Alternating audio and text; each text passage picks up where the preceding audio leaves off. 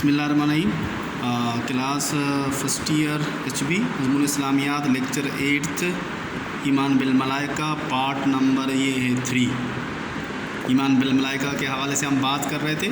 ये उस lecture 8th का पार्ट 3 है और आखिरी है, जिसमें मलाइका फ़रिश्तों की पैदाइश और फ़रिश्तों की पैदाइश का मकसद का ज़िक्र हमने किया था। अच्छा, फ़रिश्तों की पैदाइश का मकसद हमने ज़िक्र किया था, जिसके अंदर बुनियादी मकसद एक था, उसकी इताअत व फर्माबरदारी करना। क्योंकि फ़रिश्तों के अंदर मादा ही एक है, तो उनका मकसद इताअत व बंदगी है। वो उससे हटकर नाफरमानी का कोई काम ही नहीं कर सकते, इसलिए कि उनके अंदर मादा ही खैर का मादा है, शर का मादा तो है नहीं। इसलिए पैदाइशी तौर पर अगर देखेंगे तो पैदाइशी तौर पर यानी तख्लीक़ी एतबार से सबसे ज़्यादा जो मखलूक है वो यही फ़रिश्तों का होना है, तख्लीक़ के एतबार से।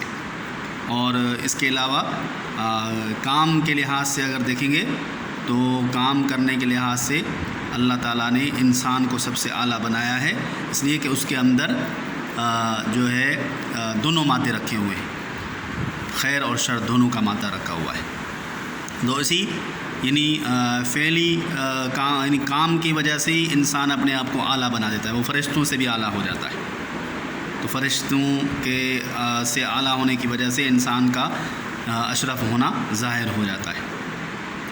और फिर फ़रिश्तों के काम के बारे में हमने बात की थी कि फ़रिश्तों के मुख्तलिफ़ काम का ज़िक्र किया गया कि इंसानों तक, बंदों तक अल्लाह के पैगाम को लाना, उनको नाफिज करना और मोमिनीन के नुसरत करना और इंसानों के लिए वही लाना, इंसानों की तरफ अल्लाह का पैगाम लाना, और फिर इसी तरह रहमत का नुज़ूल होना और इंसानों की मदद व नुसरत करना। ये सारे वो काम थे जिनका ज़िक्र किया गया कि फ़रिश्तों के ये काम थे।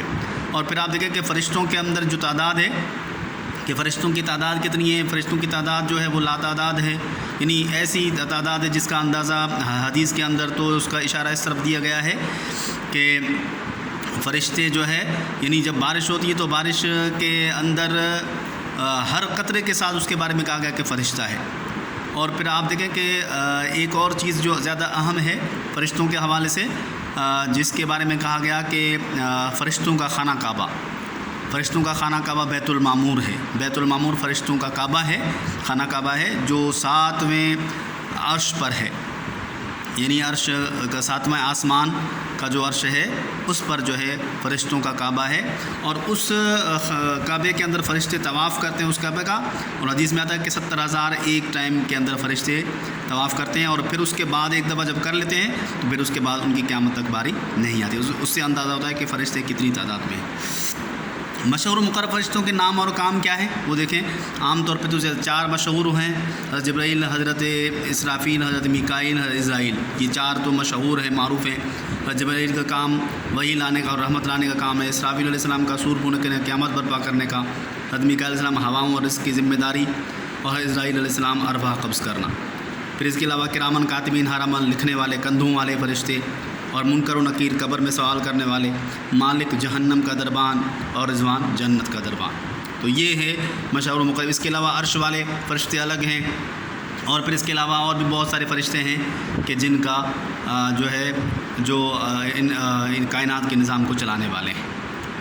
तो उम्मीद है आपको ये समझ आ गया होगा, नहीं तो उसको रिपीट करके दोबारा से सुन सकते हो, देख सकते हैं। शुक्रिया।